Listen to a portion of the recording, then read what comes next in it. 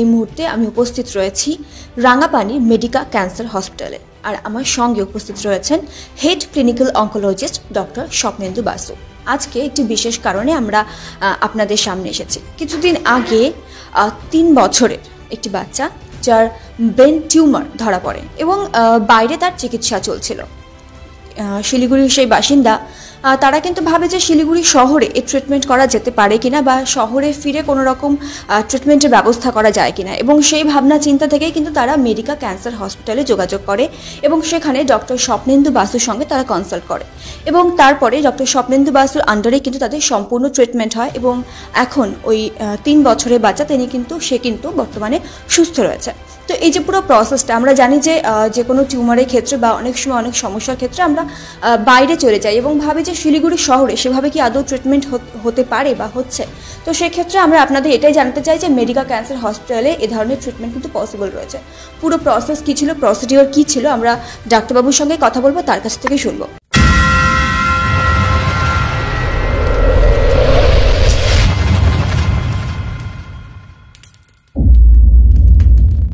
বাচ্চাটা 3 বছরের, ওর প্রেজেন্টেশন মানে ও প্রথম দিকে মাথা ব্যথা এবং বমি নিয়ে এখানে নিউরোসার্জনকে দেখান।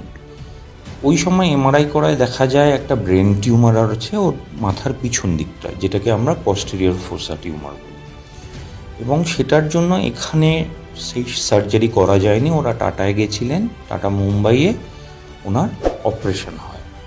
অপারেশন হওয়ার পর মেডুলোব্লাস্টোমা বলে এক টাইপের ব্রেন টিউমারের ডায়াগনোসিস বেরোয়। এবার এই ক্ষেত্রে আমাদের কেমোথেরাপি এবং রেডিয়েশন এই দুটো দিয়েই ট্রিটমেন্ট করতে হয়। কিন্তু রেডিয়েশনটা একটা বিশাল প্রসেস, কারণ এটা পুরোপুরি ব্রেনের পিছন ভাগ এবং হোল স্পাইন মানে পুরো শিরদাঁড়ার পুরোটাকে আমাদের ট্রিটমেন্ট করতে হয়। তো ওনারা খোঁজ নিতে এসেছিলেন সেটা এখানে করা সম্ভব।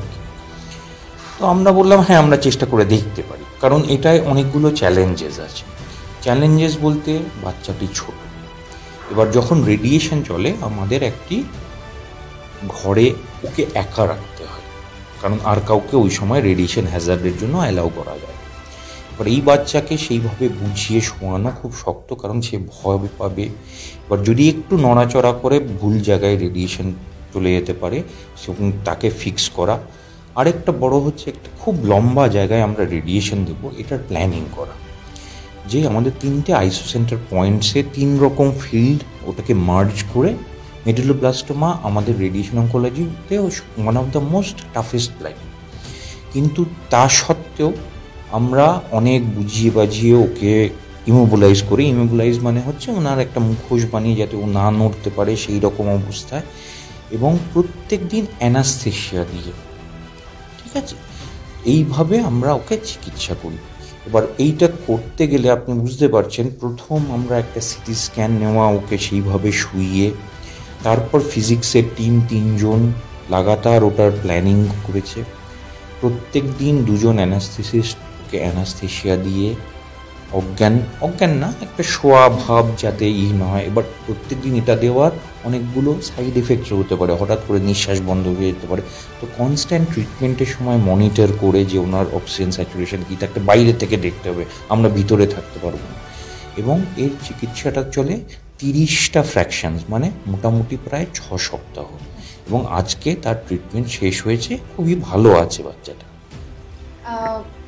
আপনি যখন প্রথম দেখেছিলেন বাচ্চাটাকে, তখন তার পরিস্থিতি কীরকম ছিল এবং কি মনে হয়েছে ট্রিটমেন্ট করতে গিয়ে? কারণ অনেকেই তো ভাবে যে এখানে এই ট্রিটমেন্টগুলো কি সম্ভব রয়েছে, তাহলে তাদেরকেও আপনি বোঝাবেন যে হ্যাঁ, এখানে ট্রিটমেন্টগুলো কীভাবে পসিবল। দেখুন, এই মেডুলোব্লাস্টোমা তো একটা স্পেশাল ফিচার, এটা খুব ইন্টিগ্রেটেড টিম না হলে করা সম্ভব না, এবং এই চ্যালেঞ্জ খুব কম লোকেই নেবে যদি না সেরকম একটা টিম থাকে। কিন্তু আমরা সাকসেসফুল হয়েছে, এই জন্য আমরা খুশি এবং ধন্যবাদ দিচ্ছি এই টোটাল টিম ওয়ার্কটাকে। এটা আমার আন্ডারে পেশেন্ট এসছে বলে সেটা আমার বিশাল কিছু কৃতিত্ব না, এটা যে টোটাল টিমটা ছিল। আমি ফিজিসিস্ট পেয়েছি, বা আমার বাকি কলিগরা ছিল, রেডিয়েশন অঙ্কোলজিস্টরা, মেডিকেল অঙ্কোলজিস্ট ছিলেন, সিটি স্ক্যানের ছেলেরা ছিল, রেডিয়েশন টেকনিশিয়ান ছিল, মেডিকেল ফিজিসিস্ট ছিল। এই সবাই যদি একসাথে কাজ না করতো এই জিনিসটা সম্ভব হয় না। সেই জন্য বারবার আমরা বলার চেষ্টা করি যে অঙ্কোলজি একটা অন্য সাবজেক্টের মতো একটা ইন্ডিভিজুয়াল সাবজেক্ট নয়, এখানে সবসময় টিমওয়ার্কটা মূল কথা। এবং আন্ডার ওয়ান রুফ যেখানে ট্রিটমেন্ট সম্ভব হয়, একমাত্র সেখানেই আপনি এই সব ট্রিটমেন্ট করতে পারবেন, যেটা এখন মেডিকা ক্যান্সার হসপিটালে সম্ভব হচ্ছে। একদমই তাই। আমরা ডাক্তারবাবুর সঙ্গে কথা বললাম এবং আমরা বারবার বলেছি যে মেডিকা ক্যান্সার হসপিটাল তারা কিন্তু বিভিন্ন রকম নতুন নিত্য নতুন পদ্ধতি তারা ব্যবহার করছে চিকিৎসা ক্ষেত্রে, এবং এখানে ডাক্তারবাবু যেরকম বলেন যে একটা টিম ওয়ার্ক রয়েছে, যে কারণেই কিন্তু এই কঠিন একটা বিষয় সেটা কিন্তু তারা কিন্তু সফল করেছেন, এবং সেই 3 বছরের বাচ্চাটি বর্তমানে কিন্তু সুস্থ রয়েছে।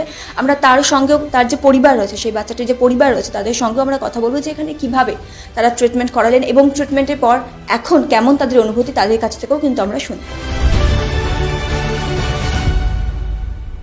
বাচ্চার পরিবারের যারা সদস্যরা রয়েছে তারা আমার সঙ্গে রয়েছে, বাচ্চার মা যিনি রয়েছে তার সঙ্গে আমরা একটু কথা বলবো যে আপনারা কিভাবে জানতে পেরেছিলেন যে বাচ্চার এই সমস্যা রয়েছে? আমরা ও বাচ্চা হাঁটার সময় ঘাড়টা একটু ব্যাকা করে হাঁটতো আর একটু করে পড়ে পড়ে যেত, এইটাই বুঝতে পারছি। মেডিকা ক্যান্সার হসপিটাল এখানকার কথা আপনারা কিভাবে জানতে পারলেন? আমরা ফার্স্ট ও মনীষ স্যার ওকে দেখাইছি, তো ও স্যার এখানে কথা বলছে যে এইখানে স্বাস্থ্যসাথী দিয়ে হবে, তো এখানে নিয়ে আসছি। তাও কতদিন আগে এসেছিলেন আপনারা? 1.5 মাস আগে। তারপরে কি বাচ্চার ট্রিটমেন্ট হলো এখানে? তো এখানে ট্রিটমেন্ট করিয়ে কি মনে হলো? এখানে ডাক্তার যারা ছিলেন তাদের কেমন ব্যবহার ছিল, বা ট্রিটমেন্ট যে হয়েছে কি মনে হয়েছে, কেমন ট্রিটমেন্ট হয়েছে? তো ভালোই হয়েছে ট্রিটমেন্ট, বাচ্চা অনেকটা আগের থেকে ভালো হয়েছে, এখন সুস্থই আছে। আপনারা তাহলে খুশি এখন? হ্যাঁ হ্যাঁ, খুশি, আমরা অনেক খুশি, বাচ্চা আমার ভালোই আছে। ধন্যবাদ। আপনারা শুনলেন যে বাচ্চা কিন্তু বর্তমানে এখন সুস্থ রয়েছে, এবং এই সমস্ত যে ট্রিটমেন্ট সেটা কিন্তু রাঙাপানি মেডিকা ক্যান্সার হসপিটাল সেখানেই হয়েছে।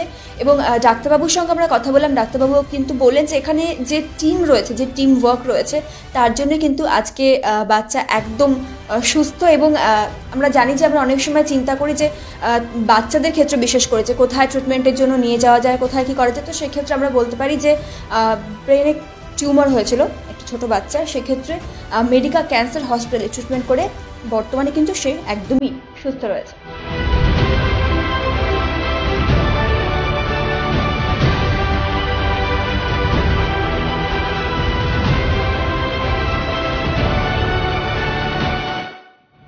আমরা ডাক্তারবাবুর সঙ্গে কথা বললাম, বাচ্চার পরিবারের সঙ্গে কথা বললাম।